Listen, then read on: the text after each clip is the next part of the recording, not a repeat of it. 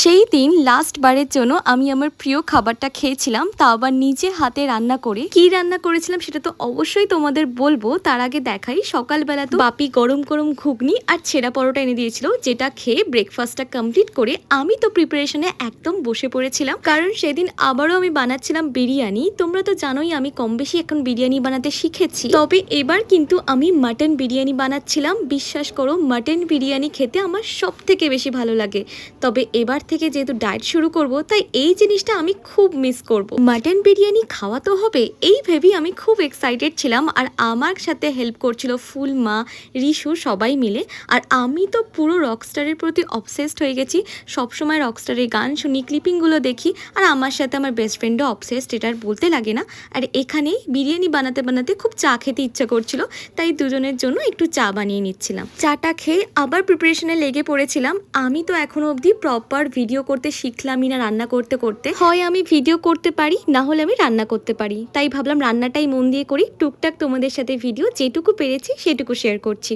এই লেয়ারিংয়ের ব্যাপারটা না আমার সব থেকে বেশি ভালো লাগে। যাই হোক, আমাদের তো গরম গরম মটন বিরিয়ানি একদম রেডি। বিশ্বাস করো, প্রথমবার বানিয়েই ভীষণ ভালো বানিয়ে ফেলেছিলাম।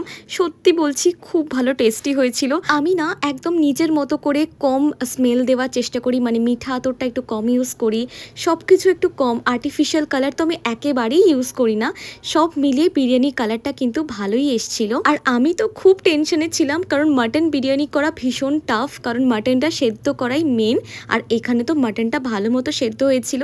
আমার মনে হয়েছিল আরেকটু সেদ্ধ হলে হয়তো বেটার হতো, কিন্তু আমি না সাহস পাচ্ছিলাম না, যদি গলে যায় জিনিসটা আরো খারাপ হবে। এখানে রিশু কাজে বেরোবে বলে ওকে আমি একটু খাইয়ে দিলাম, আর সব কিছু কমপ্লিট করে আমি হয়ে গেছিলাম প্রচণ্ড টায়ার্ড। যাই হোক, রিশু কাজ থেকে ফেরার সময় আমার জন্য এক হাত কাঁচের চুড়ি নিয়ে এসেছিল। কি ভালো লাগে না, without any reason, without anything কোনো গিফট পেতে।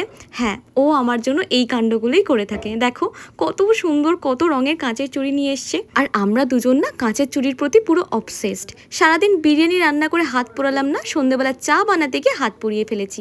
আর এই যে আমার মাতা রানী চলে এসছে আমার বনুর বাড়ি থেকে। মা গিয়েছিল কিছুদিনের জন্য বনুর কাছে থাকতে, আর অনেক কিছু নিয়ে এসেছিল, কারণ বনু আমাকে ফোন করে বলে দিয়েছিল যে অনেক কিছু পাঠাবে।